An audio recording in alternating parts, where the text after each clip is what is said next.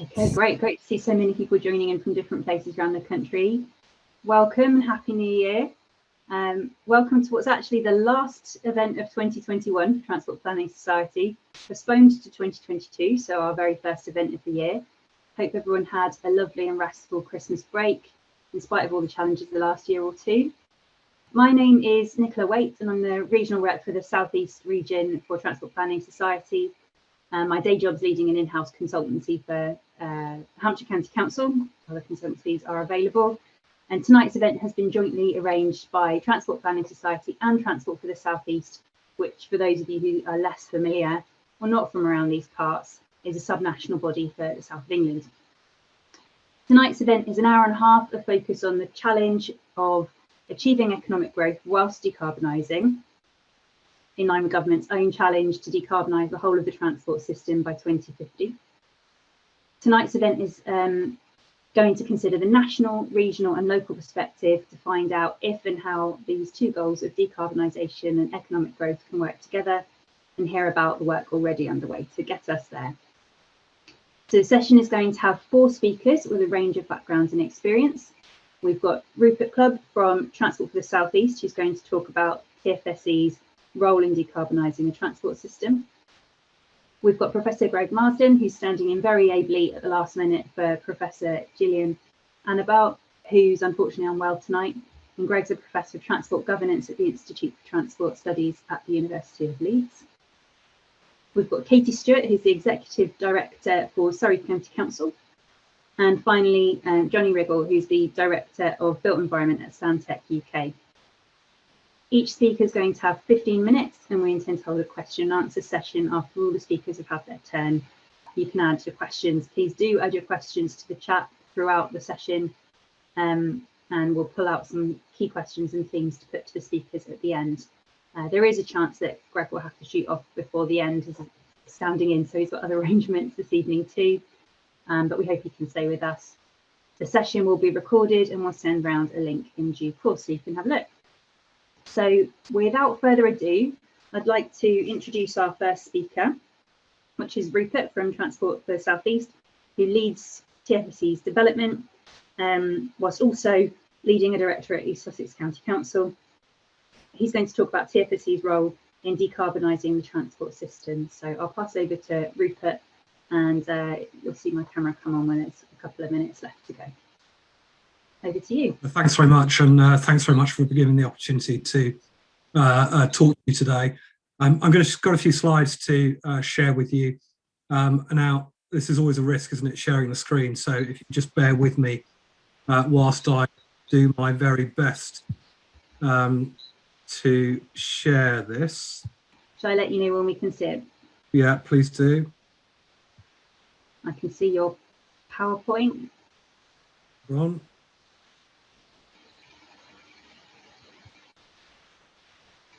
So, there we go. That's it, you're off. Good. So, yeah, achieving growth whilst decarbonising the transport system. I mean, crikey, what a challenge. And, you know, it's fascinating when you start to look at how the UK started to decarbonise. And, you know, it's fascinating when you look at things like energy systems and the like, and how they've had quite a, I suppose, relative to transport, quite a steep trajectory down. But generally, when you look at transport, it's sort of been bubbling along over the last few years. And it, in some ways, it's, to my mind, the sort of elephant in the room. So I've got a few slides to take you through a little bit about Transport for the South East and then what we're doing in terms of decarbonisation. Nicola's very kindly introduced me, but just to repeat that, my name is Rupert Clubb, and I'm the Chief Officer Lead for Transport for the South East, subnational transport body. And I'm also a local authority director at East Sussex County Council. So I see it from a number of lenses, not only what's going on nationally and regionally, but also, you know, the impacts of decarbonisation on local transport systems. So a bit of background. I realise that for some of you, you would have be familiar with Transport for the South East, but I think it's really important to reiterate the area, the geography that we're talking about here. So, you know, from Medway in Kent in the east, all the way through to Hampshire and the Isle of Wight, and then up into Berkshire, West Berkshire through to Slough and everything in between. And it's a population of 7.5 million people, and frankly, to my mind, it is an economic powerhouse within its own right. And I think what's really interesting, particularly in the world of decarbonisation, is that we see the Southeast as, in effect, being an international gateway to the UK, both in terms of union connectivity, but also that global window, that global trading window, and the export of goods and services through the Southeast, through the ports of Dover, ports of Southampton, smaller ports of Shoreham and Portsmouth and the like, but also those airports, Gatwick and Heathrow. And so the movement of goods and services and the connectivity throughout the Southeast is not only vital for our own geography, but vital, to my mind, for the UK in terms of trade and the movement of goods and services. So our mission is pretty simple, really. You go back to what the legislation says, you look at what's on the tin. It's about how we use transport connectivity to facilitate a growth, and doing so in that sort of safe, sustainable, integrated way that puts the Southeast right up there in terms of productivity and competitiveness. And I think those of you that know the Southeast will understand that the quality of life is important. And for us, it's that balance. It's that the Venn diagram you see there. How do you hit that sweet spot in the centre so you balance economic, societal, and environmental issues to really benefit society? Because to my mind, growth isn't just about the economy. It's about social issues and environmental issues. Now, there's some key challenges for sure around that to help hit that sweet spot. The last couple of years have been a major challenge for all of us. And, sitting here in my son's bedroom, listening to the kids whizzing around on the Xbox downstairs does make life challenging. And it's certainly made it challenging in transport terms. We know public transport is still recovering, and it's, gone through those blips and upturns and downturns over the last couple of years, and continues to do so. And frankly, public transport is a key component of that decarbonisation story. There's also levelling up, and for the Southeast in particular, we are an area that has its own challenges around deprivation. And a number of our coastal communities have struggled to punch above their weight, and I think transport is that facilitator. I mean, if you think, look at Hastings, one of the top 10% deprived communities in the UK, and it takes an hour and 50 minutes nearly to get to London, and yet I can go to Euston and be in Birmingham New Street in an hour and a half for almost what feels like double the distance.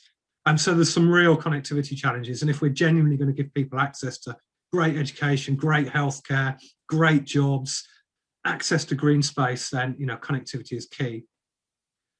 And that brings in the decarbonisation story. So how do we do that in a way which decarbonises those networks, starts to bring about the thing that transport planners have dreamed of for many years, bringing about modal shift, getting people focused on things like active travel where they can, and use of public transport.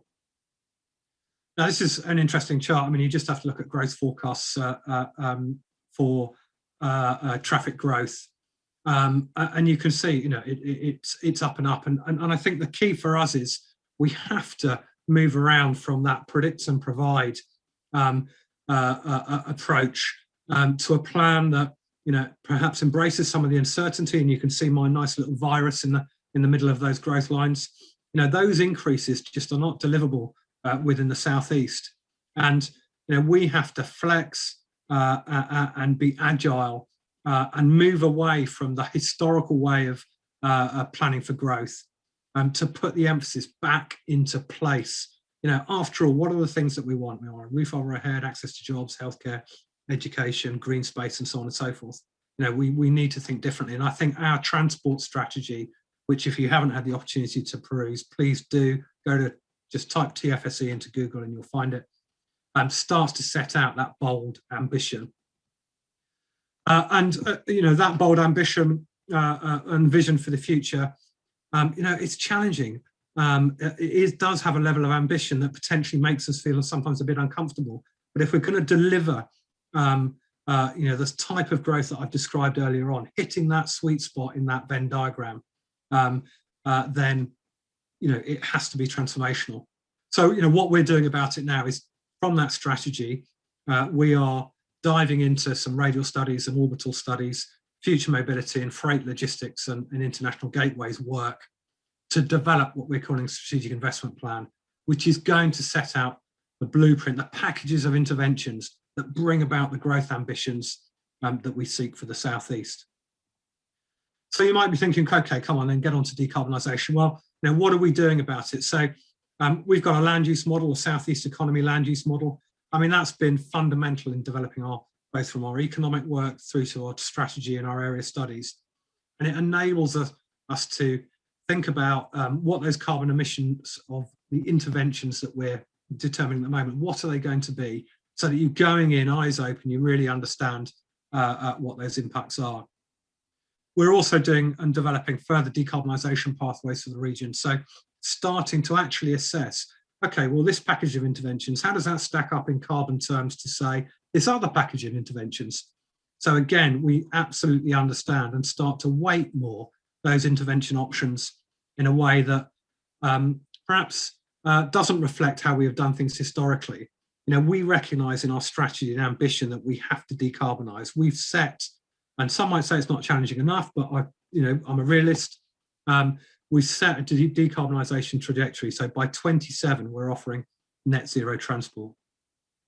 We also have established a Southeast Transport Decarbonisation Forum, and I think that's really important to share learning, share understanding. We're all dealing with this conundrum. It is tricky.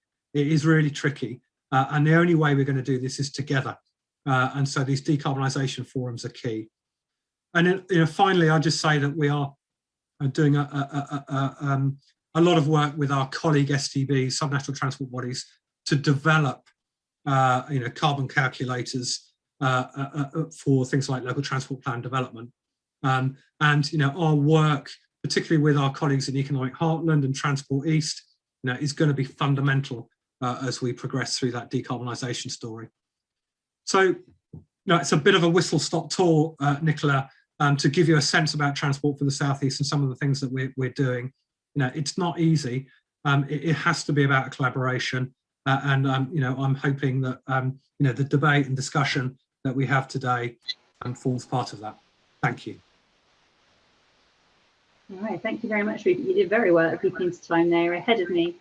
That hopefully gives us more time for questions and answers later, and I can see a few people have been posting questions already, so keep them coming and we will come back and put them to the speakers later on. Thanks very much, Rupert. We're going to move on now to Professor Greg Marsden, who is Professor for Transport Governance at University of Leeds at the Institute of Transport Studies, and his research is broadly focused on place-based decarbonisation strategies and the impact of governance structures and institutions on decision making. So really interesting, relevant to a lot of people's work, I think.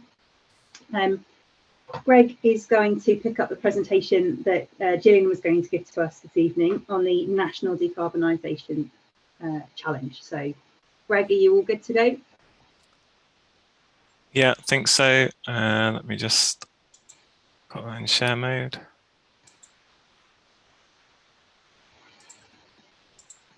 Okay, hopefully you've got the main slides.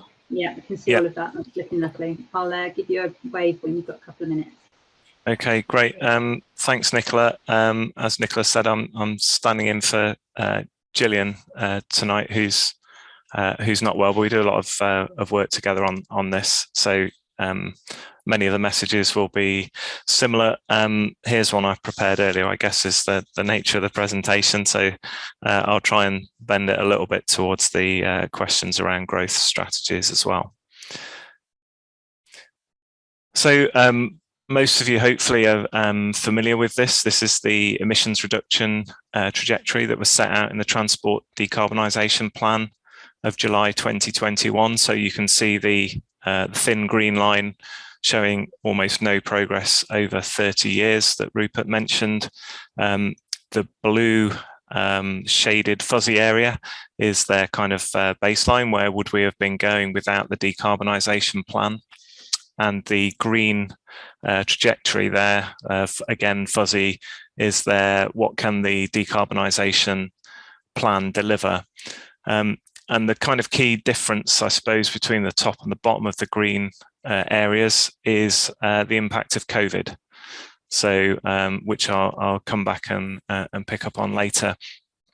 But I guess first thing, it's great to have a trajectory. So as we start 2022, we know at least what the national government is aiming for. And without that, everyone was shooting in the dark, setting their own trajectories or target dates. We still really don't know how everyone's ambition is going to add up across the country. So this year is important for things like Local Transport Plan 4, where decarbonisation is going to be a key part of that. The other thing about this is really important for those that don't spend all their time in the carbon debate. It's not about where we are at any one particular year. It's about the trajectory and therefore the area under the curve. So it says there, depending on whether we're on the low or high ambition pathway, you're looking at somewhere between 10 if we're on the high ambition pathway, or 15 years worth of emissions at 2019 levels. And we're already a couple of years in, we're at 2022 and we haven't seen a significant reduction other than that's been generated by the short run COVID effects. So we are going to have a step change in what we're delivering in terms of decarbonisation. So I think the question for me is not what does growth look like, but what growth strategies are consistent with the carbon constraint. I mean, there's no suggestion anywhere that no sector gets a free pass, and we've all got to be committed to achieving that. So the question is, how do we grow in ways which are consistent with this pathway? What sorts of innovation and lifestyles fit with that? In terms of what it means, sort of practically, take this from the Committee on Climate Change's 6th carbon budget, where they looked at the sources of mitigation or emission reduction that are going to be required. The pie chart on the left is for this decade, and the pie chart on the right is for the 30-year period. And you'll see that just over a third comes from the electrification of cars, and just under a third comes from demand reduction in this decade. And then you've got 21%, which is supposed to be coming from existing fleet efficiency. Regrettably, we are buying bigger cars. We're not delivering on that part of the curve yet, even though we're making some good progress on electrification. Demand reduction, well, we've had COVID effects, but question as to whether we're really making any progress on that. As we look to the longer term, around half of the emission reductions will come from electrification. So if you ever hear the argument, well, don't worry, we just need to wait for electrification, it's critical, but it's not enough, right? So and none of the analysis suggests that it's enough, and I'll come back to what it means for cities shortly. A fifth of the overall emission reductions has to come from demand reduction, and that's if we deliver on all the other technology change. Later on in the period, we begin to get more improvements from goods vehicles that begin to count towards this. And there's a huge amount of risk in all of the different parts of the pie chart as to whether we're going to be able to achieve this. This is like, in some senses, I feel like we're almost kind of technically rationalizing the scale of the challenge. It's actually really frightening what these numbers imply and mean over these kinds of time periods. So almost like a pie chart makes you feel comfortable, but it should make you feel really uncomfortable. In terms of where we are, well, I think, I mean, it won't have escaped your notice that the action that the department took around COP26 and in the run up to it. So I think this is really good news in that the UK has set some ambitious phase out dates and has brought other countries along with them. So it makes it a great place to invest, because you've got certainty about when we're going to be trying to achieve the phase out of internal combustion engine vehicles. So I've listed the various phase out dates there. So I think the UK is being really ambitious there. We've also seen the recent shift to an increase in bioblends in fuel. But again, don't get don't get overexcited by this. Respond to the challenge of actually being able to deliver this. But RAC Foundation put out some analysis about the implications of this for fuel duty. But if you have a look, you can understand the implications for fuel consumption. Even in their most optimistic case, we're still burning a third of the fossil fuels we use today in 2035. In the worst case scenario, we're burning 60% of the fossil fuels that we're burning today, even with really significant uptake of electric vehicles. So, the battle is on to achieve what we can achieve, but this alone will not be enough. But it's a great position to start from. But even with all of this technology, once you start looking at putting the trajectory that the Department for Transport set out, or even more ambitious as is happening in some towns and cities, you see the scale of the challenge. So this chart comes from Leeds, where they've set a cross-council ambition to be net zero carbon by 2030. So too ambitious in my view. But they've basically put together the most ambitious decarbonisation plan I've seen, and it gets them to the blue line, which is a 43% reduction. So that's a 130% increase in bus use, 100% increase in rail, a third more walking, 400% more cycling, which maybe doesn't mean quite so much in Leeds, but a 30% reduction in car use. And yet still all we get to is a 43% reduction. And I can tell you that the money that's come through the CRSTS to the West Yorkshire Combined Authority is not going to pay for us to get to where that blue line is. So there are some really big challenges about funding, about the balance between locally sourced revenue and national revenue that need to be worked out if we're going to even get to the blue levels of ambition. And I think this year will be a year where more and more authorities put the analysis of what they can do against the trajectory that they've politically committed to, or which is implied by the Department for Transport. And the size of these gaps will emerge absolutely everywhere. So as far as I can see, we've got some ambitious strategies out there, but nowhere has yet got a really credible trajectory compliance strategy. We're not on track with the lines that we have got, and some places haven't made much headway at all. And that's even more important because nowhere gets a free pass. We can't have places that are going in the opposite direction, as is currently still the case. I'm trying to be more positive in 2022, but I can't. You have to face the reality of where we're going to be with COVID. So just prior to Christmas, well, prior to the Omicron variant, traffic levels were more or less back to 100%, but more of that was LGV and HGV traffic, which have higher emissions. So we've still potentially got a win in reduced commute driving. Driving only got back to 90% of where it was before, but bus had only got back to 75%, rail about 60%. We were facing rising costs for drivers in the industry. So when we emerge in spring 2022, when we're perhaps more endemic than pandemic, the position for public transport will be worse than it was in winter 2019 in terms of patronage, and we still don't know how much additional support funding will be available. This is a moment of massive peril. If you had a risk register for decarbonisation, this would be as deep red as it possibly could be. So I guess my key message for where we are in terms of like the decarbonisation trajectories and action in 2022, we absolutely need recognition that the only way we're going to get there is if we have all of the following. So this rapid shift to zero emission technology, a major mode share move to public transport and active travel, and a reduction in overall car traffic levels. And if Gillian would here, she'd take you through more of the detail, but basically it's a minimum of 20% across the economy. Scotland's gone for 20% by 2030. It's implied that maybe we could have stabilisation or some reduction in the decarbonisation plan. We're not facing up to the realities. If we haven't got overall traffic reduction, we're at the very best at the top end of that green trajectory that misses the 6 carbon budget. So we have to have all of these. So we must stop arguing about one versus the other and think about how we're going to do it all. but we've got to start quickly, otherwise we fail.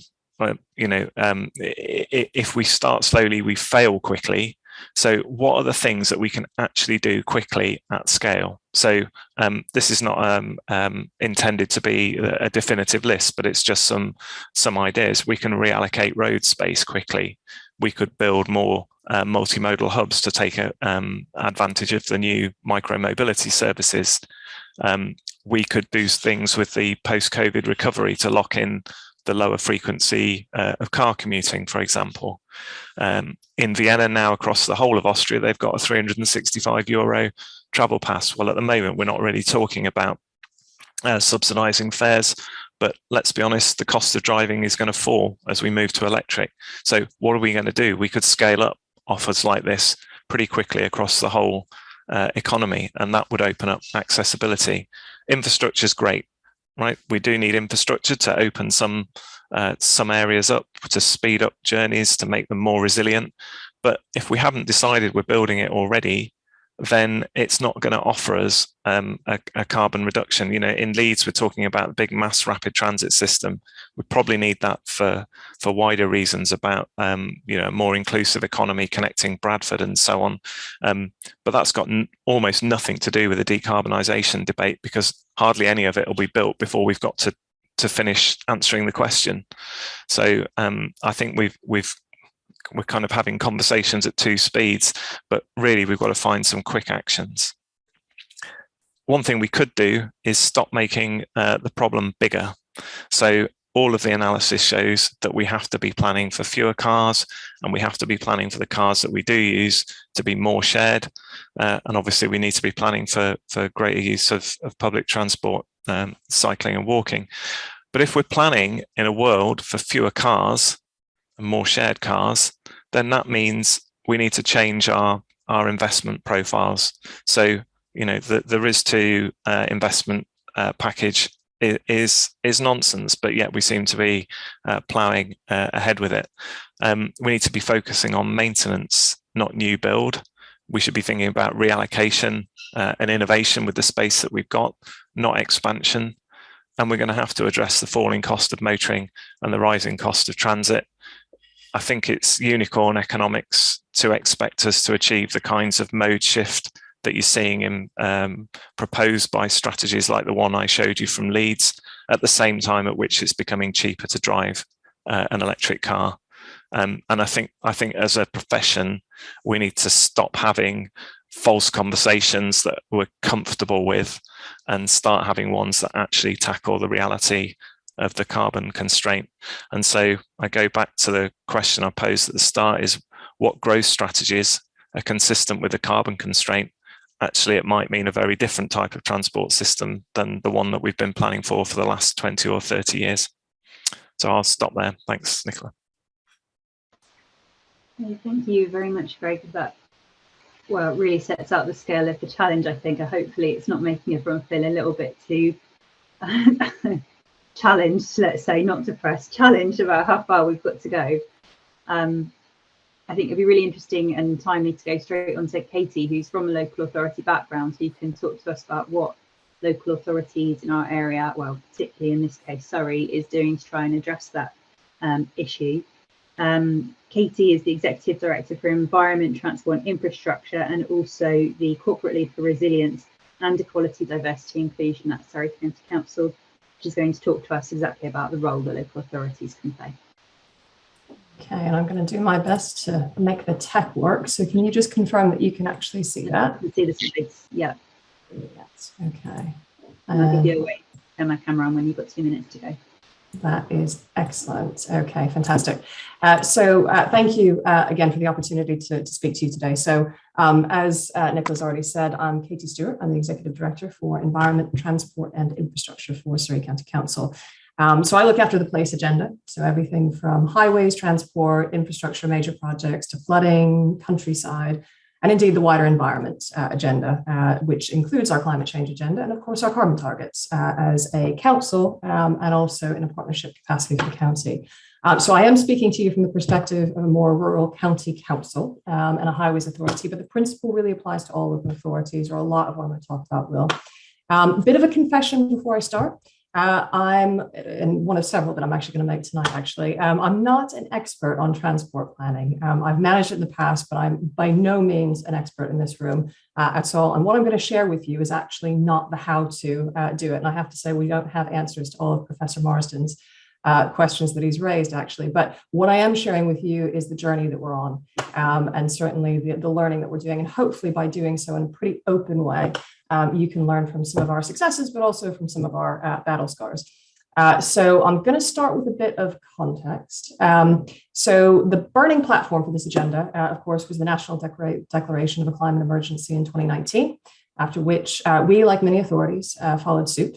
In 2020, we adopted a climate change strategy that, like many of your authorities, if you are coming from a local authority background, set net zero carbon targets for us as a council by 2030 and as a county by 2050. Now, some people reckon that that was a moment of bravery across the sector, but a bit like what Professor Marsden was just saying, actually, I really beg to differ. I would argue that that was the easy bit. Signing up for a target in the heat of the moment with government having declared a climate emergency. The hard work has really come since that time, and the development of our delivery plan, operationalizing and working out exactly what has to happen to deliver those targets, putting ourselves in a position to be measured and held to account for our part of the decarbonisation game, a point to which I will return. And that's where it gets interesting, particularly in this room and this audience here tonight.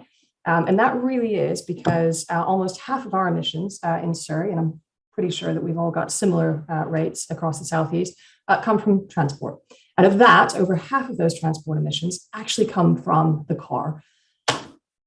And of course, like any good climate change plan, and to decarbonise any sector, the most effective way to do that is to front load as much of that as possible. So you're going to hear lots of percentages, lots of dates here today. We have set a target, an intermediate target for our transport sector of reducing by 60% by 2035. So there's quite a steep curve on that. So taking on decarbonisation of transport isn't really a choice. We have to deliver it, as others have already said, and yet it's probably the single biggest challenge that faces us as a highways authority, really for generations.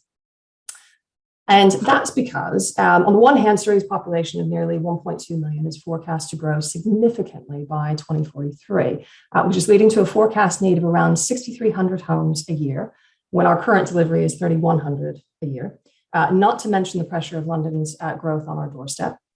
We are a rural county with historically poor intra-county public transport connections. And as a result, we're one of the most congested highway authority areas outside of London. Our car ownership is 86% versus the national average of 73%. Quite frankly, we are a county that loves our cars.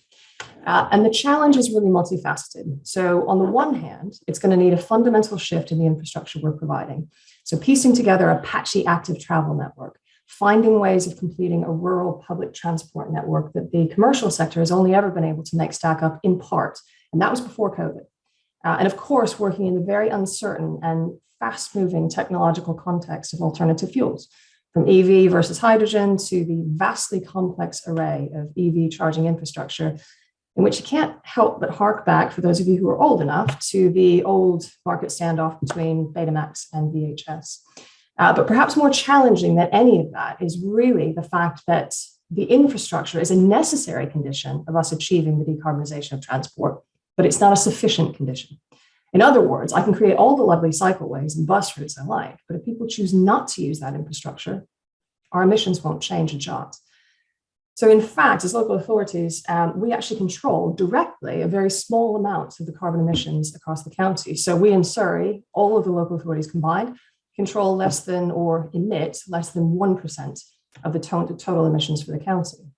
And this isn't unique to the transport part of the climate change agenda, but is perhaps the one area where this challenge is the most poignant and the most stark. And it's the area where the climate change agenda most feels like a game of chess. It's the fact that we are really one piece amongst many. But before we go absolving ourselves of the responsibility for those ambitious targets, critically, we are one of the most powerful pieces on the board. We may not be the king or the queen, for those of you who do play chess. In that case, it would be government or Elon Musk, but we certainly aren't a pawn. So we're more akin to a bishop or a knight or a rook.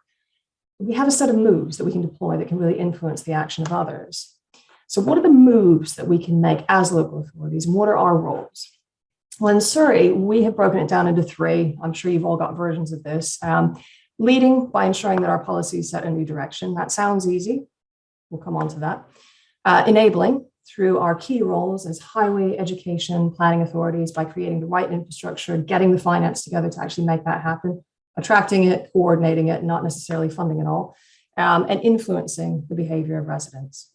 So we just touch on each of those. In all of this, policy is really key. Now, I'm actually not a big fan of strategies. I like delivery. And so sometimes strategies sit on shelves, they look quite nice and they can collect dust, but actually some are more important than others. And it's already been mentioned that local transport plans are key. And they are, they're fundamental. They set the priorities for where we invest and where we spend our resource. And for us, the draft Surrey Transport Plan, it's been out to consultation, a point to which I will return in a moment. It's bold. You know, we've been clear that we want to challenge the norm for a county that virtually worships the car. And within that, policies that you will recognize in part or in whole. But what's perhaps less obvious is how politically sensitive this can be when put in the really stark terms that we've endeavored to do so in our plans. So you'll recognize the avoid, shift, improve from probably your own plans. And here we've been really clear in prioritizing the capability to not travel, including policies around digital infrastructure and planning for the 20-minute town, reaching beyond our traditional boundaries as transport planners.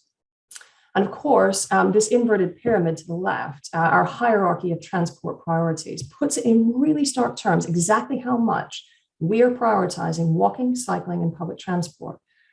And perhaps more interestingly, exactly how much we are deprioritizing investment in infrastructure purely for the car or to support air travel. Now, this policy change would mean very little if we didn't really start to deliver on that change. And indeed, we have already started to do so.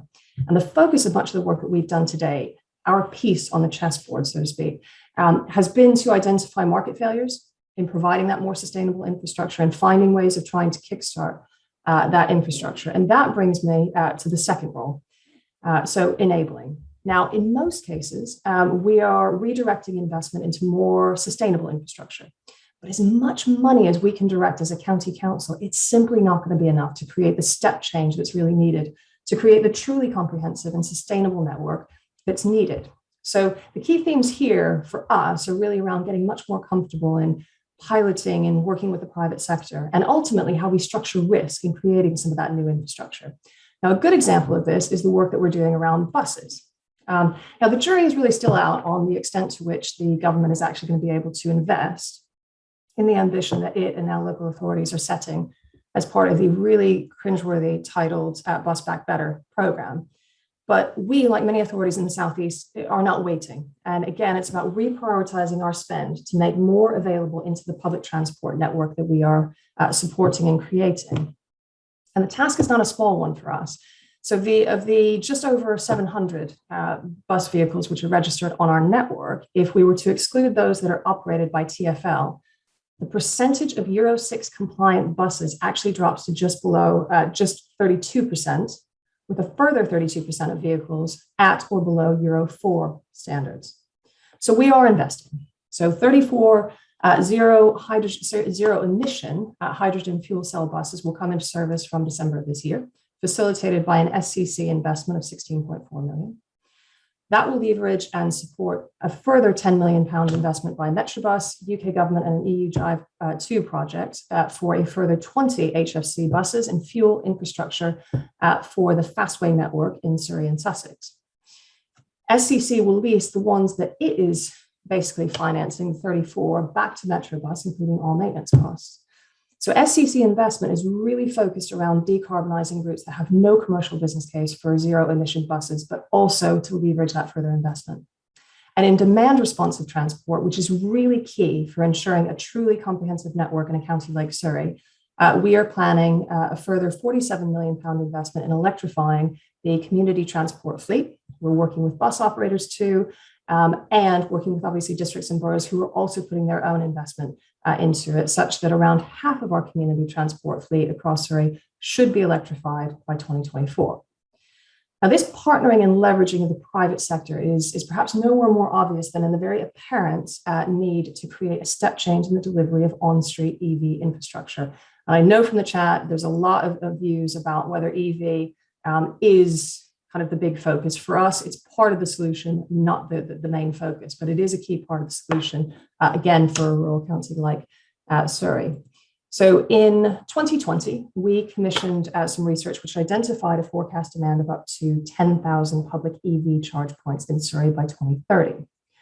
Now, since that time, SCC has been building experience in delivery of public EV charge points through pilot schemes. So we had a LET-funded scheme which delivered almost 80 charge points by the end of 2021. And further charge points are hopefully going to come on the back of a grant application through the ORCS fund, which should enable a further 100 charge points by 2022. So by the end of 2022, we will have delivered directly 180 against a target of 10,000. So we do need to do something differently here, and we are turning to a part-funded concession, which is all subject to a cabinet decision this month, but it will allow the private sector to take the risk associated with the volume of infrastructure being rolled out and the risk around technology changing. And whilst we will get a return, it's more minimal than if we were fully funding it or fully delivering it, but it gives us the option to invest more where we feel there's a good case to do so. So it's flexible, and it again arranges the risk in a way that we can take. But all of this infrastructure, while it's great, in itself won't deliver the carbon reductions that we really need. And that obviously is to be done by our residents and our businesses who can make those sustainable choices. And that's back to the third role of councils, which is to inspire. Now, this is perhaps the most critical move that we can make. Thank you, Nicola, on this grand chessboard. Behavior change is key, easy to say, but it's a skill set and expertise that we really don't have in great volume as local authorities, but we are learning, and active travel is a really good example of this. Now, most of you will remember that at the height of COVID, the government introduced funding for emergency active travel and pavement widening schemes. And across the county, we delivered 21 schemes, several of which went down well enough with communities that they have remained. Now, some of which have been removed as communities went back to normal life. But what that doesn't tell you is that we took out one such scheme after just 3 days, and even made the national news in The Guardian at the time. And as I had been in my role at SCC for only a couple of months, it wasn't really the best of starts either. Now, the cycle lane through the centre of Reigate was put in, and it was done for very good reason, but it attracted such resident objections that, again, members were really, they had to make a decision to take it down. And on the one hand, while we were disappointed, on the other, I'm really pleased that we actually responded to our residents and we showed that we didn't have all the answers. We knew we were trying something, it didn't work, we would try something different. And we have been working with that community to do something different. In that early phase of emergency active travel funding, we installed those 21 schemes, and we did pretty well in the fact that 13 are still up. Now, helpfully, in the later tranches of that particular fund, the DFT specifically asked us to do consultation. And actually, this is where, and I know Roger's on the call, Roger Williams and our transport team did a brilliant job going out and really kind of getting some focus groups together, engaging with communities on a much more finer grained detail. And we came up with these 4 areas, several schemes, which really were done in collaboration with the community. And interestingly enough, half of residents feel more positive about active travel after being shown the proposed schemes local to them. It sounds obvious, but just taking the time to talk to our communities is so key. And of course, there are many other tools that we're bringing to the table. I won't go through these because I am running out of time, but these are some of the other things that we're investing in. It's not just the infrastructure, it is all the other activity that we're doing to try to encourage people to change their behaviors. And so my final confession, and this will be my last point, our Surrey transport plan was supposed to be going to our cabinet in December, following consultation, but we have postponed it because, like many transport plans, it got a relatively, well, shall we say, focused response. So 550 individuals out of 1.2 million people responded to that. And while in a previous life, you might have thought, well, it's a transport plan, not many people will be that interested in it. And actually, we've given people the chance to respond. If they haven't, it's not a problem. We know different now. If we are, and this is what should have moved this on, actually, these were the usual suspects that we were basically getting through that consultation. So employed, retired, older generation, and people who generally are driving their cars, which are important, but we weren't getting a representative sample. So we are going back out, and we know different now. We know that if we are really to enable change, we have to be humble enough to not just offer to listen to the community. We have to crave it and expect it of ourselves if we are to really influence real behavior change. So we are going back out and we are trying to engage a much broader range of residents, including, and one of my favorite ways actually, is engaging the University of Creative Arts in Farnham to ask students to really bring the modal shift and decarbonization agenda to life. This image here is from a video that really sticks in my mind of a student's commentary about the outmoding of car travel. And there's a real passion and an energy from our young people to change how we travel that we simply couldn't create through any traditional consultation. So, and some of you will recognize the other image here, which is from Commonplace, a digital platform. And that, again, has really expanded our ability to engage much wider audience. So we've recognized the need to inspire others to move, create a movement through our own moves. Behavior change is only going to happen when our communities demand it. And if we don't get that right, we as democratically elected organizations will never be able to get the checkmate that we need on reducing carbon emissions that we need. Thank you very much. Thank you very much, Katie. You've given me flashbacks of the Emergency Active Travel Fund scheme. I think we had incredibly similar experiences looking at your slides there, and really interesting to hear about how you're going back out and re-engaging with the community. So thank you very much for sharing that. We're going to move on to our final speaker now, which is Johnny Riggle, who is the Director of Built Environment at Stantec UK. So an extensive range of experience in roles related to climate change, from energy master planning to green investment strategies. So Johnny, would you like to provide your presentation, and then we are going to take questions and answers after that. Got a load come in already, that's excellent, but please do keep adding to the Q&A or the chat, wherever. I'm picking them up in both. Right, and Nicola, can you see my screen and hear me okay? I can see a blank screen that's loaded at the moment. Is it loading, or does it say the fourth industrial revolution? It does not say that. Do you want to try again? I can see it, Johnny. And other people can see it except for me. So. Oh, okay, good. Okay.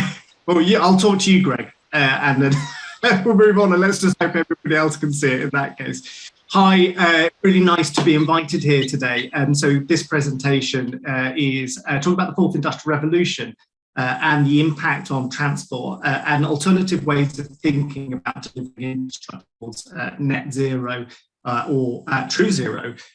Now, Katie mentioned earlier on not being an expert in transport planning. I'm a real imposter here. I've got nothing to do with transport whatsoever, actually. I'm a geographer. I work in delivering infrastructure, a broad range of infrastructure for both the private sector and municipal organisations and local authorities. My main area of work and expertise is in climate change and carbon management. I've delivered carbon management strategies for a range of different organisations. But I do engage with the transport sector, a lot of my colleagues who I work with in transport, because there's obviously a lot of connections between developing carbon management strategies and what we've learned over the last 25 years of working towards net zero for organisations that take that lead. And the complexities of the problems that are faced by you. And I heard them here already from Greg right at the beginning of all of those complexities that we need to work through. And there's some commonality related to dealing with complexities and behaviour change, not of the system that we're working towards, but actually of the process of planning and the behaviour change we need to make as professionals in getting to the right answer. Because if we continue to deliver and the tried and tested methodologies of planning, we'll continue to fail to deliver the change that we need. And I'll come on to that a little later. First, though, the starting point, fourth industrial revolution. What is it? We've had three previous industrial revolutions. Very interesting. Actually, this was pointed out to me at the beginning of this year. The first previous three industrial revolutions were led by technology changes where government had very, very little influence over them. They are a relationship between the technology and the technical generator and the consumer. And government played very little role in that regard. And I think the fourth industrial revolution is very interesting because we, especially in consultancy, we spend a lot of time thinking about how we influence government or how we influence policy or how we support policy and government in making changes to enable the fourth industrial revolution. And actually there's a debate to be had about whether the fourth industrial will happen despite government and despite big government and their ability to control things. ultimately, if the relationship is between the person who buys technology and the technology provider to make change, that will be far quicker and far more influential. And specifically, actually, if we get into the world where the technology providers are providing these zero carbon outcomes that we need as society, regardless of what government policies are saying. And I think that's an interesting debate to start building. Now, I've taken a lot of this presentation from a book written by Klaus Schwab called The Fourth Industrial Revolution. He obviously is the chair of the World Economic Forum. And I've applied the thinking here into transport and into urbanism. And in that book, he describes 5 key drivers for change. Change of working environments and arrangements. This book he wrote was in 2015. This was pre-COVID. And they were, the World Economic Forum was always planning for a change in working environments. The rise of the middle classes in emerging markets and consumerism there. The impact of climate change is obviously what the topic of conversation is tonight. Rising geographical volatility, which can happen within the United Kingdom in terms of the relationships between politics and the changes in society norms, which I think is very interesting as a geographer. And also the increased knowledge from data and information given to us about our own personal concerns about ethical and privacy issues as well, which actually all play into transport and transport planning. This is an old slide that I've used for a while, well, ever since the UK industrial strategy, and I really like it because it really shows the complexities associated with the influences of every part of what was our industrial strategy. How mobility and clean growth and artificial intelligence and data and our aging population, which is an enormous influence on our economy over the next 30 years after climate change, it plays as the next big challenge for us. But how they're all interconnected and how it requires a whole systems thinking approach to how we deliver infrastructure, yet we continually apply delivering infrastructure in silos. So even when I see electric vehicle charging infrastructure projects that quite often I get involved with from an energy planning background, what we tend to see is the lack of thought and foresight of the impact of taking up power capacity as it relates to economic growth, as it relates to housing growth, as it relates to commercial and economic growth. But also, we lack the ability to think through the dichotomy between how you fund that infrastructure, the impact on the end consumer in terms of price and retail price. And we've seen what we class as a term is called power poverty, where those who only have access to municipal charging or private sector charging actually pay more than you would do if you have a driveway at home in terms of your domestic tariff. And these things need to be thought through as we deliver these infrastructure out. Now the problem here is that we end up in a world of learned helplessness. We had an operating system in our brain that was devised 200,000 years ago that was predicated on a simple response of fight or flight. Whenever in the world of carbon management and delivering climate change strategies, we come across this problem quite often. There are so many variables, there's so many bits of complication, our ability to deal with the emergency and the need of the agency associated with this. We fall into this process of, it's too difficult, we'll fall back into the process that I've learned previously, which delivers the same outcomes, which means we need a different way of thinking about the problem. So we're actually engaged with neuroscientists and psychologists actually in the work that we do to help people and help our clients and help people in sectors work through that problem, the agency needed to make change and change away from just listing out that very long list of problems, which always ends up with no movement going forward. We had that in the energy sector and they've worked through that, but it took a very long time. Now, when we look at the fourth industrial revolution, there's some key megatrends: robotics, materials, automation, 3D and 4D printing, and digital and blockchain technology, and biological systems as well. Now, as we go through transport planning today, do we take account for those megatrends in the way that we plan stuff? Do we look at those megatrends? And there's a little talk to the right-hand side just there about developing a transport system that is affordable and deliverable at the speeds of economic growth and provided by technology providers that deliver. And for me, what I think is quite interesting for transport is the cultural, the ego associated with movement and personal aspirations associated with travel as well. And technology can provide that self-fulfillment in this process as well. Will we move the agenda on further forward? which I think is quite an interesting topic to start playing with. Also, our cities are changing. Our modern cities were predicated on cars, blocks, street form. Now we're moving into autonomy. We're moving into a digital society. The differentiation between where data used to exist and where the energy systems and power infrastructure used to exist are now blending together. The relationship between how you power data infrastructure, how you power cars, all becoming merged into one area. And actually, from a municipal point of view, there's huge opportunities to generate revenue out of municipal leadership in managing data, managing energy, and delivering the carbon transition, which I think is very, very exciting to be led from a local authority, municipal point of view. Now, the megatrends that Clashfab talks to in terms of urbanism, I've got 9 megatrends. I'm going to flip through these, noting the time that we've got available left to finish at 7 o'clock here. But they all have an influence on transport and transport planning. But I rarely see when I look into your world of transport planning, these things thought through in terms of their real influence on removing cars or reducing emissions within systems. Digitally reprogrammable spaces, using more of the building for multiple uses, meaning that you have less movement and less need for movement to that building because you've got far more variable uses of a building, I think is very interesting. Done in the United States. Here, our planning system requires you to plan for a single-use building, but can we change that planning system to plan for multiple use buildings? We have digital remote sensing technology within our water systems, which might not appear to have any relationship between transport planning. But actually, you can build systems, or there is systems, in Japan do this, that monitor health and well-being of communities all the way down to the street level. Now, as a transport planner or in a system of transport planning, if you know the well-being property data for influencing transport and movement, would that be a useful data set if you have well-being data at a street level based on information coming out of the water systems? This goes back to the whole systems thinking.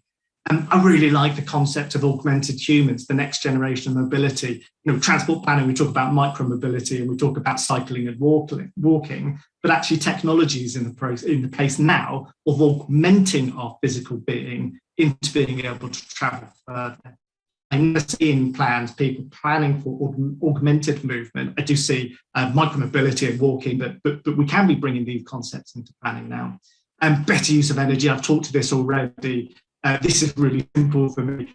We have energy, we're going to build more renewable energy. We just need to use it more effectively. We need better conversations between the transport sector and the energy sector and use and community and economists in terms of how we're going to share.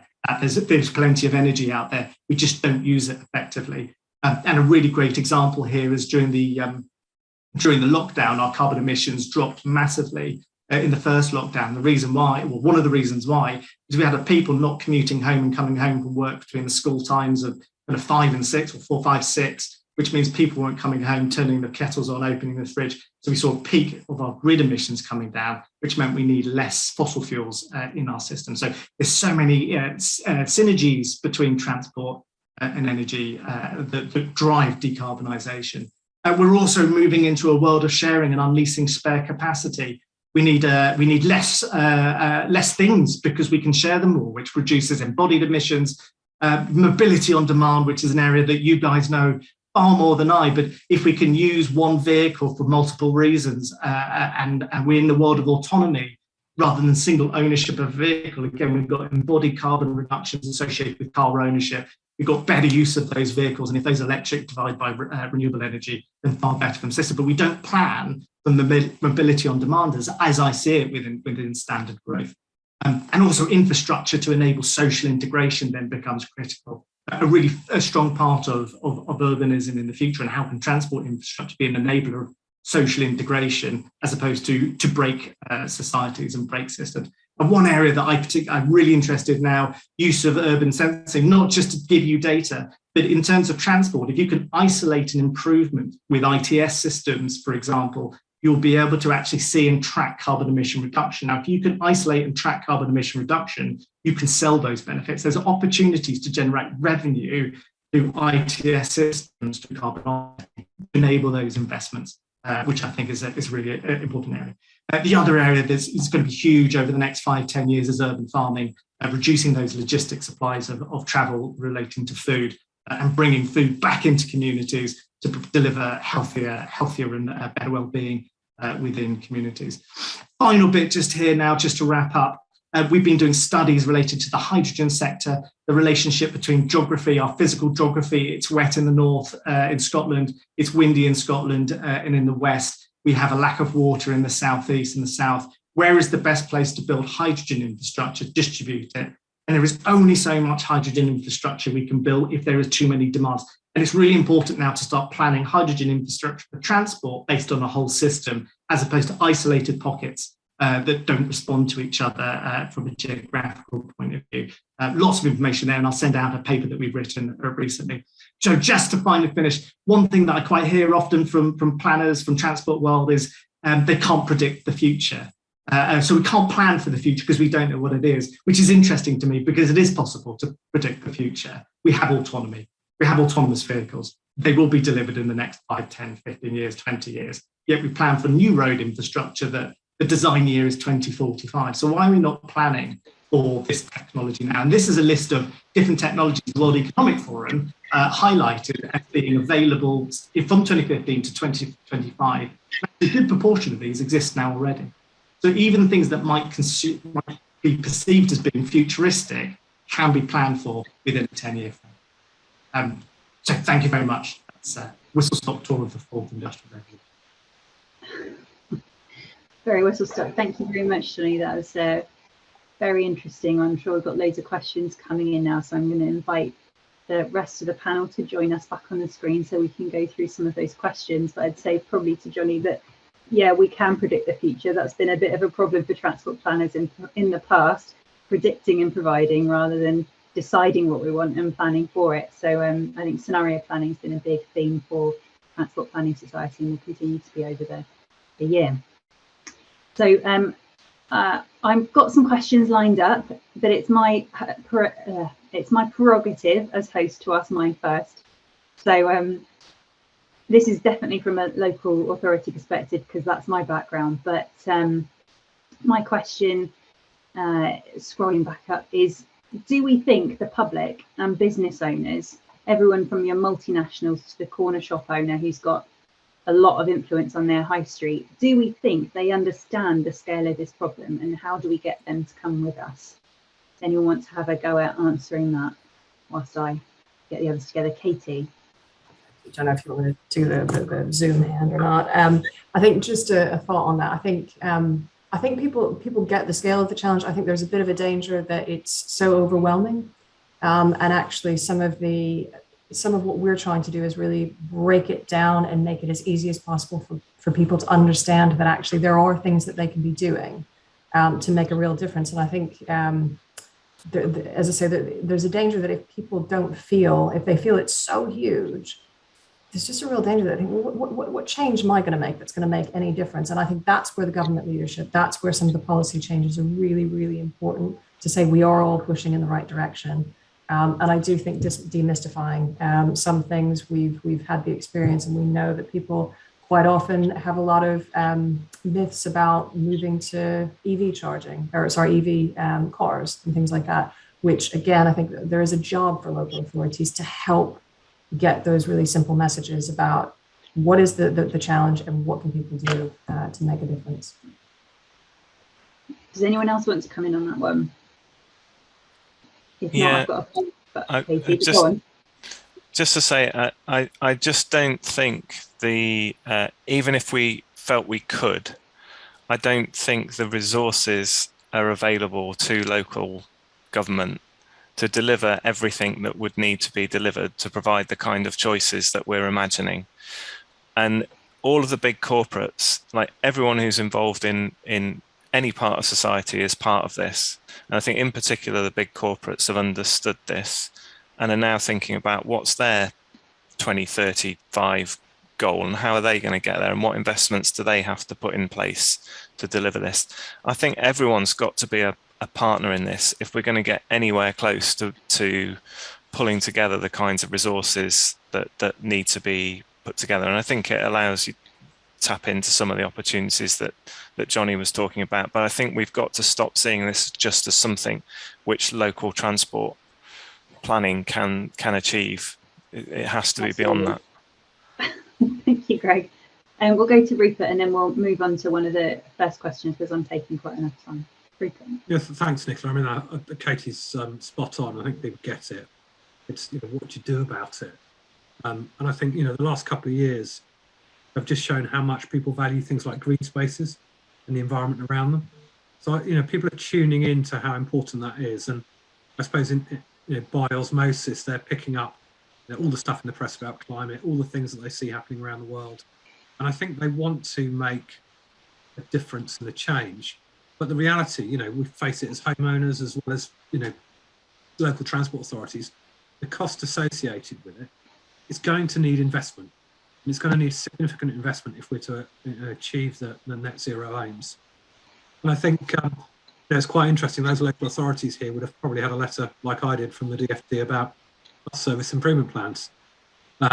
You know, the 79 local transport authorities who have been told to set a really high ambition for their bus service improvement plans. So this is about how do you provide the alternative for people to get out of their cars and get on a really good public transport offer. But we know the cash available is going to be quite constrained.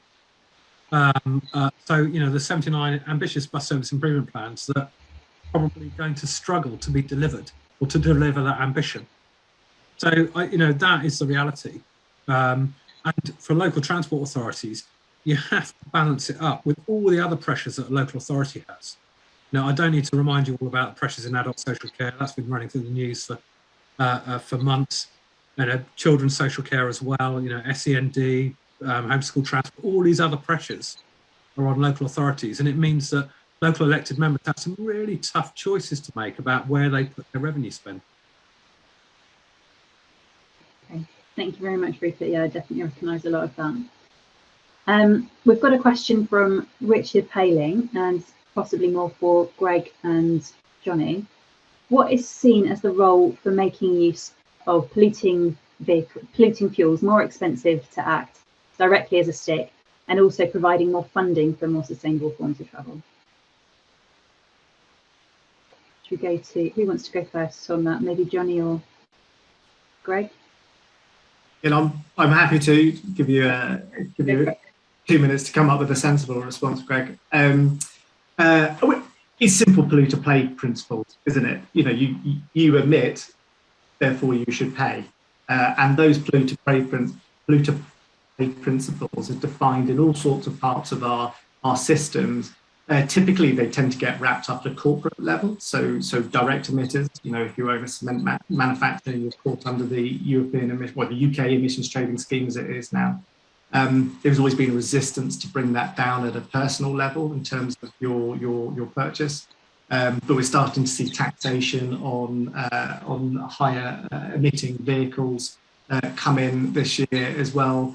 But I do remember when Gordon Brown was a chancellor that he was trying to pass a bill to do this 13 years ago or so, put taxation on vehicles, and there was such a strong pushback from people who were wanting to buy large SUVs and so forth that the recession hit and those things kind of fell away. But very simple, isn't it? Both carrot and stick.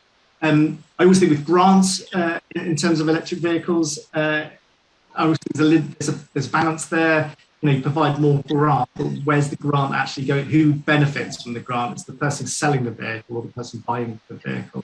And how do you get the price of the technology down? And then we have this problem at the moment.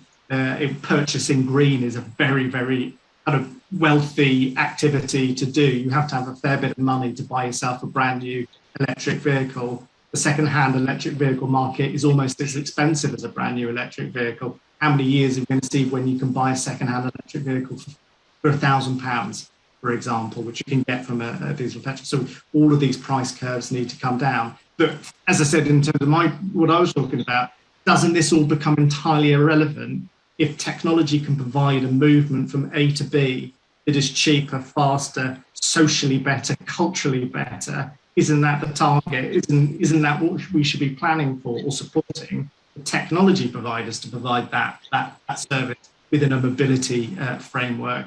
as opposed to continually kind of promote single-use, single-car occupancy, which, you know, EV charging infrastructure at home, the change of the building regulations, you know, put an EV charging point in every new home. It's a pro-car policy, isn't it? It doesn't change single-car use. Yeah, I guess two additions to that. I mean, wouldn't it be nice if we, you know, we talk about scenarios and thinking about futures we might create. There is a, you know, the national transport model starts with, you know, basically car ownership forecasting, income, and you know, so there is no space for a model which is about doing things differently and sharing a fleet and so on. So we've got to, you know, if we want to go down that route, I think we basically have to rip up the way we've gone about providing numbers that support the analysis for anything that we've done before. That's obviously a non-trivial thing. I think the thing on charging that I would really like to see is we have to do this in a fair way, and I think that's the you know, it doesn't take much to lose the public on pricing and so on. The people who can least afford the electric revolution are the ones that would be hit with ever increasing carbon taxes. You know, we are subsidizing the purchase, the installation of equipment, and the running costs of electric vehicles.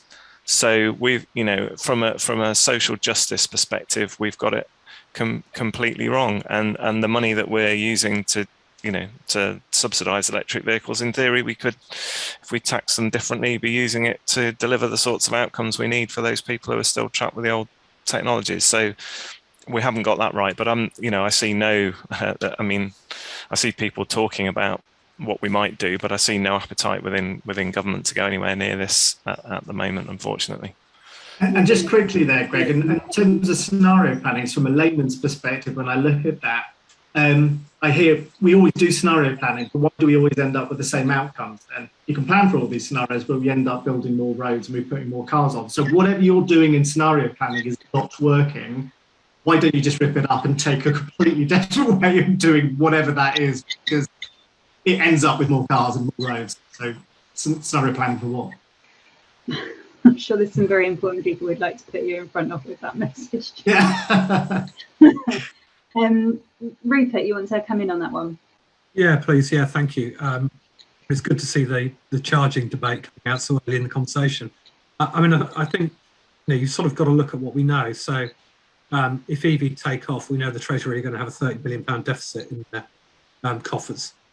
So, you know, something's got to replace that, or put it this way, if you're a Treasury minister, you'd be looking to replace it with something.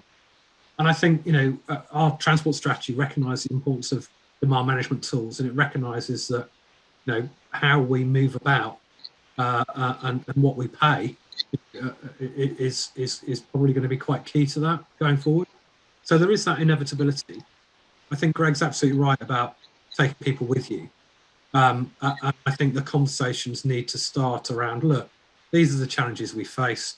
And I think it needs to move away from a simple road user charging type approach to, actually, we need to look at transport taxation in the whole, so that you don't penalise people in the way that, you know, Greg and Jonathan have described, that you have a fair system, you know, a good structure, and you look at transport in the whole rather than, you know, a specific focus on a particular mode.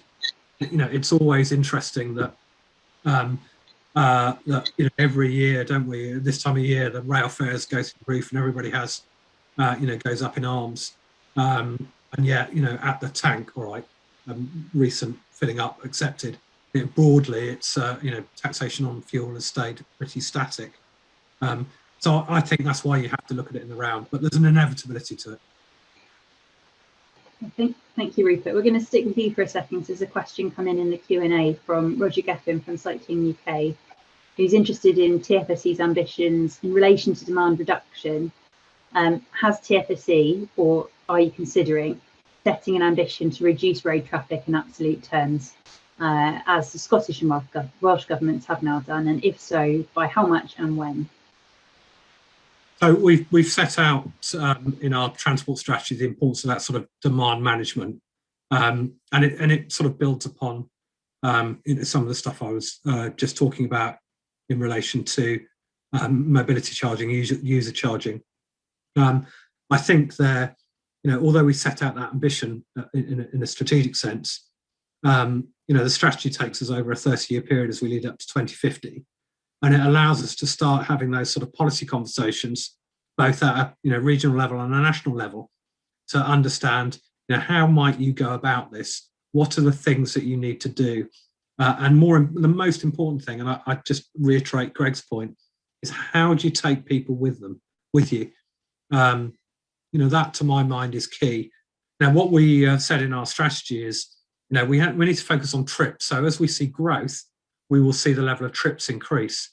And that's different to, say, for example, a number of car journeys. Now, what we're saying is, as you get growth, trips will increase, and that's why I think you need to look at, transport in the round and as a whole. Too often we focus on individual modes rather than what we all espouse, how we integrate transport. And to my mind, that's the key to it. Accidentally put myself on mute there, sorry. Can I come in on that, Nicola? Yeah, I think there is a disjuncture which we have to recognise between the time at which subnational transport bodies were set up and the agenda that was on the table at the time. Transport for the North is who I do a lot of work with on their decarbonisation strategy. They've still got a problem that fundamentally they were set up around what investments can we put in place in order to bring the economy of the North close together, and then decarbonisation has been tacked on to that. And there's been far more work done on what infrastructure needs might be to fulfil the first, and what is the implication of the carbon constraint to doing anything beyond that. And I think Scotland have recognised that in the work that they've done and said, well, actually no, there is no pathway that's consistent with the carbon budgets unless we're reducing the amount that we have to travel. And I think it then spins you back to the questions that Johnny was posing, which is, what could we do? How could we reorganise and deliver and innovate to that kind of level of demand so that we're not stifling participation in the economy? And we are, there are opportunities. We're hugely wasteful. 1.2 occupancy of the car in the morning peak, 1.6 overall. It's not like there's not enough mobility out there if we wanted to use it properly, but we don't. We're individualised and we're wasting. So I think there are, but we're not having those visions because we're still organising our kind of infrastructure development and bidding processes around old logics. If those constraints matter, then as I said, there are no demand futures on the table that don't involve absolute reductions. And so I think even with the best will in the world of trying to kind of bolt that on, I think we're not doing it right. Thanks very much. Yeah, I agree with that. It goes into everything, doesn't it? From the wider strategies to the day-to-day work of a transport planner looking at a new site that they're assessing and what feature are you planning for. I'm going to move us on to a slightly different topic now. We've had a question in from sorry, I've lost it.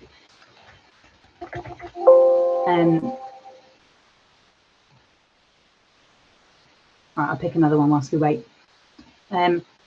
We've had a question from Gary from Lennoxton Spa, who said, should a decarbonisation strategy also include an economic degrowth strategy rather than maintaining never-ending growth? I think probably if we go to Rupert for that whilst I find this other question. Sorry, Nicola, can you repeat the question again, please? Of course, yeah. Should a decarbonisation strategy also include an economic degrowth strategy rather than maintaining never-ending growth? That's a $64,000 question, isn't it? Decarbonisation and growth, are they compatible? I think that I think some choices that ultimately will have to be made around, how do you secure growth, because that's growth that's going to pay for new schools and new hospitals and the sort of social infrastructure. So I don't think we can kid ourselves and say, right, that's it, no more growth, because there's still activities that, you know, you need to generate tax receipt for and all the rest of it. You know, I think, and I sort of coming back to the previous discussion on transport taxation, I do think there are opportunities potentially to use some of the surpluses you might generate from some sort of, you know, fair and equitable transport taxation system to invest in some of the infrastructure that you need to support growth. But I think there's some difficult choices that are going to have to be made. But I think ultimately you do need growth. You do need growth, and the key is how we get green growth and how to live, I suppose, to a degree within our means. You know, those are some of the challenges that we're going to have to deal with. Thanks. I can see that Johnny's got his hand up on that one as well, and then we'll move on to the next question. Yeah, it's a really interesting posed question, and you could write a PhD thesis on it. So not prepared to answer it in 1 minute. But the nature of growth is totally different. I think if you look backwards at growth and you look at growth and you couple that between carbon emissions, absolutely those kind of parallel with each other. The way our economy will change and the digital within the fourth industrial revolution, economic growth is fundamentally different. The transaction nature of digital growth is fundamentally different, and that will detract from carbon emissions. So we will continue to see economic growth. It will have a completely different form, and uncoupling economic growth from carbon emissions is critical, which is where the digital economy comes in, and the whole range of different kind of nuances there. There was a great podcast that Mark Carney was on a couple of days ago that talks to that. If you do a quick Google of that, I think that's an interesting area to consider. Okay, thanks, Johnny. I found the question I was going to ask now. So this is a slightly different topic, and I'd like to aim this to start with it, Katie. The question is from Andrew Dennison, who says, the engagement issue and democratic need is always intriguing. How do you compel people alive today to make changes to their lifestyle to save others who will outlive them and the impact of the climate emergency? Where lies the consultation and compulsion balance, and how do you champion equality while looking to the future? It's a really, really good question. I think part of it comes back to the point that I made earlier in terms of kind of making sure that we're actually taking the voices of those people who are going to be adopting that future, who are going to be kind of dealing with the consequences of today. And I think that's why we have seen this kind of really unfortunate cycle of just not being able to break out. And that's why I say that there does need to be this democratic kind of movement. It's a conundrum. And I know there will be people just saying, oh, yeah, it's not easy to do.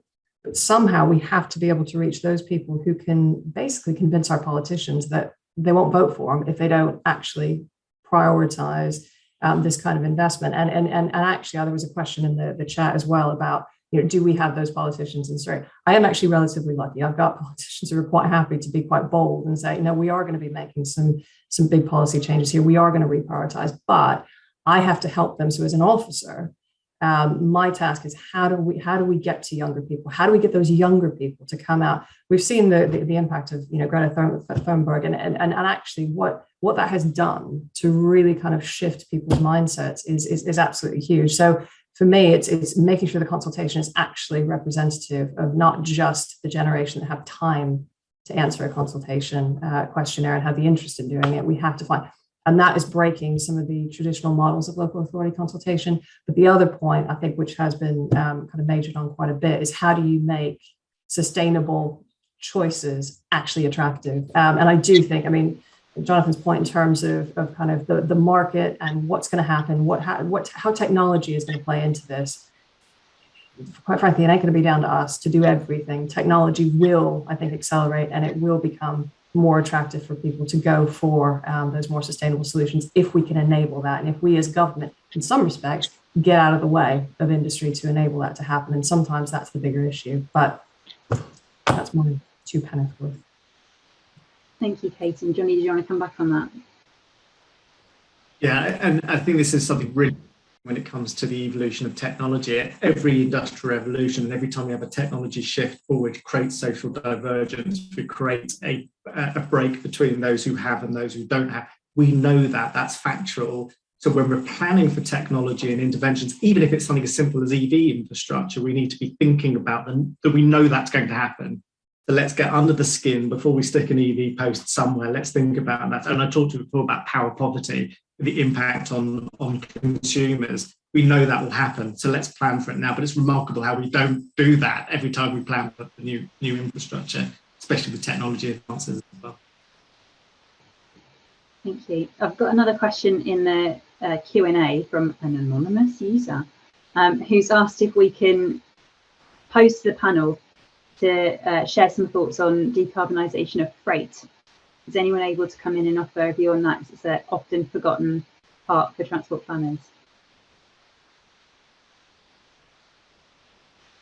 Rupert, thank you for putting your hand up.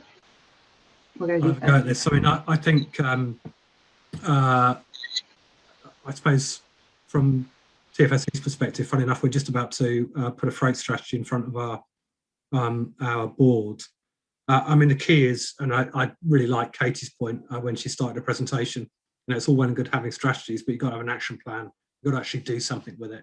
And it's times like this, Nicola, when I wish I had that freight strategy in front of me, because there's a really good action plan that sits with it. And it ranges from, making better use of rail. So, there's a great example of Southampton Port and how that moves goods using rail systems, and I think that's something that I said at the outset, the importance of the southeast in terms of that UK connectivity to places like the Midlands, that move cars down through the rail network is key. So the question then is, how do you free up rail paths for more freight?